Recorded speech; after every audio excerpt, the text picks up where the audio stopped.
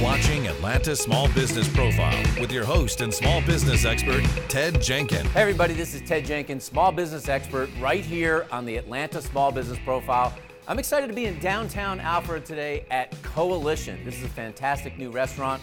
I'm sitting here with the co-owners, Ryan Pernice and Daniel Pernice of the RO Hospitality Group. We're going to talk today about the restaurant business, people, and much, much more today on the show. And guys, I want to know to start in here, I've lived in a lot of cities, but food is super hot in Atlanta. Why is food so hot in Atlanta? Well, I think Atlanta is a city that likes to eat. And like a lot of the major food cities that I've been to, the New York, Barcelona, Hong Kong, they're all international cities. Right. And because there are several steps along Atlanta's history, the Olympics in '96, having Hartsfield-Jackson International Airport be the world's busiest for the longest period of time. These are steps taken towards growing our eclectic taste in food. Right. So getting much more diverse right now. Exactly, yeah. So Atlanta is a city, hungry as we are for these types of experience. We go out to these places, we seek out these experiences, and it leads to just an overall more diverse and robust dining culture. How'd you guys get into this? How'd you decide to get into the restaurant business? Because I know it's not an easy business, but how did you guys decide to get into it? I think we both came through it through separate kind of means. So I grew up in the restaurant business. I'd always been working in restaurants. Oh, Actually, you grew up in the business. Yeah, right at a restaurant right down the road here, a place called the Roasted Garlic back in the day. So I started cooking in kitchens when I was 14. And once this sort of takes hold of you, you just either love it or you don't. If you love it, you find that there's really no other option for you. This is just where you gravitate towards. Now, a lot of people that start a business, sometimes people say, is it a good idea to get in business with relatives? Is that hot to do it? Is it not? Now, you guys are brothers. How did you get started? Is it a good idea to get in business with your family? Well, on the one hand, there's no one else in the world that I have more experience dealing with and with tough decisions, with arguments. It's my brother. We have arguments? Yeah, every once in a while. Nah, I can't. We have a lot of arguments. We have a lot of resolutions. I would recommend if anybody looking to get into business with family, make sure it's someone that you have a history of trust, connection with, that you are able to resolve issues as they come up. You have a proven track record of that. Right. Because those issues don't stop. They get Even worse. family members, you still have to have a way to settle out those disputes that happen when you're running a business. Because at the end of the day, Thanksgiving dinner's coming up. So I think what I would tell everybody is it's important to have pretty clearly defined spheres of influence, right? Dan has his things that he does. Right. I've got my things that I do, and we always share and talk and kind of connect with each other about what we're doing. But by and large, it's pretty clear who does what, and that helps us kind of deal with some things and keep them as business decisions and not let the family part muddle it too much. That's important, yeah. You are family, but you still have to make business decisions at the end of the Right, day. right. What do you do with so many concepts that are out here in Alpharetta and Roswell and these cities that are growing in the suburbs of Atlanta? How do you differentiate to bring in customers, to get customers to say, try our restaurant, when there may be a strip in these areas of 20 different restaurants? You want to take that one? If you want to start, I want to start. So I think one of the things we do really well is we personalize the experience. And I think regardless of what the concept is, people want a customized experience. Whether you're selling TVs or have a restaurant, people want to know they're not just a transaction. So I think the restaurants that are going to win increasingly are the ones who are really going to offer a tailored experience to that guest sitting in that chair on that night and not just sort of whitewash everything and make it the same all over. That's, I think, what we really do to add a punctuation point to all of our experiences. It's not just the food, the experience that a client has when they come here, that customer is really important. Right. Beyond the food. Now, I know you guys use a lot of social media. I was seeing up here today in Coalition. I wish I had more meatloaf. I remember I saw something the other day about French fries are in here. How do you use social media not only to get your business out there in front of more customers, but to get customers to want to come back and eat at your restaurants again? I think I know enough about social media to recognize that Ryan is the professional. He's the expert. You want to be part of the conversation, right? You want to be where the conversation's happening. And a lot of the conversation about food and about experiences is happening on Instagram. It's happening on Twitter. It's happening on Facebook. So where I just described the need for that connection, like it or not, and we could talk about whether millennial-driven culture is a good thing or a bad thing, but that's where the conversation's happening. So if you want to be a part of that, if someone dings my restaurant, I at least want the chance to respond, engage, get that person back and win them back over. Just as importantly, if people are saying good things, you want to say, hey, thanks for saying that.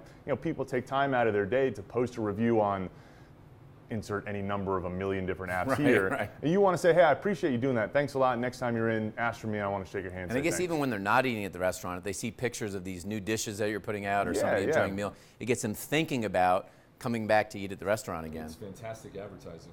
For no money. It doesn't cost you anything. You know, if I can offer engaging content, which is such a tired phrase at this point, but if I can offer a place where people can go and, oh, let's see what the daily soup is, you know, I know that comes back to us. And in a way, it's frustrating to hear how often when I post the soup of the day or the special, people go, oh, we saw this on Twitter, so we're here. Because now I got to keep doing it. Right, if you have one dish that you're making if I that know day. it's working, man, sometimes you just send it out and you wonder where it hits, but people do engage. I'm wondering, guys, that there are a lot of businesses even outside of the restaurant business that may be watching today that are wondering, is it a good idea for my business to set up customer loyalty programs? Is that good? Some places have cards that can be punched, or they may have cards that you can swipe, or now you have these apps that people can click into to get discounts. Is that something you guys believe in or you don't, and is it good for a business? Absolutely, in our own way. You do have to tailor it to your own business. So restaurants are all about food and beverage, eating and drinking. But as we mentioned with social media, it comes down to the people, the interaction with the people that interface with your business. So loyalty programs for us take the form of reaching out to a certain guest to do something special, making a tailored experience for them, or adding something to their experience, a wrinkle in it to set it apart from the normal. And that's what we do as loyalty programs. So for other businesses, if they think something more standardized, a series of coupons, tickets to punch for repeat guests, that sort of things, if that's going to work best for them, then I say go for it. So it really just depends on the business. And your guys' business, you grow these things, you've got several great concepts, I mean, amazing ones in Roswell. Here you have the best fried chicken anywhere in the city. So Anywhere in the city, I like that. I think in the world is what I've heard. That's not me, that's other people. Best pasta and the best fried chicken. You have to try some of that, but you have to get good employees to make a business work. And the labor market's so tight today. How do you create the culture here at your restaurant group, and how do you find those quality people that you know can work long-term for your company? Yeah, well, we talked about the importance of loyalty, right? And that kind of goes both ways. So we really tied a lot of the themes we've talked about together in this program we rolled out called Employalty. Employalty, I love that. You can't steal that term. No, that's a good, branding's important. So Employalty basically says, look, we're in an industry that, like it or not, doesn't often afford their employees the same sort of benefits you might get at a 9-to-5 office job. Right. So we put together a package that says, it's not the most Cadillac program, but here's what we're able to do right now. Right. So if you're with us for a full-time employee for a certain amount of time, you get paid vacation days, you get sick days, you get bereavement pay. We offer pet bereavement because we've learned our employees. If your dog or cat dies and you're a dog or cat person, it's like a family member. It's like a family member, and you're not going to be on your A game that day. So let's give you that day to take care of what you need to take care of. So all those different things, health insurance, 401k, we put in this package to say, look, we're a growing company. That loyalty showing to our employees is just as important, if not more, than to our guests. Here's where we're going to put our money where our mouth is and walk our talk and show that loyalty to our employees. What a great concept. What a great concept, Employalty. I love that. Yeah. Now, you say entrepreneurs, though, have to have a real passion for what they do. So that person that's sitting on their couch and thinking to themselves, maybe I want to become an entrepreneur, why do they have to have passion in the business they choose, irrespective of how much money they make? You know, I would say that one of the things I've learned as an entrepreneur is how few entrepreneurs I know got in it for the money.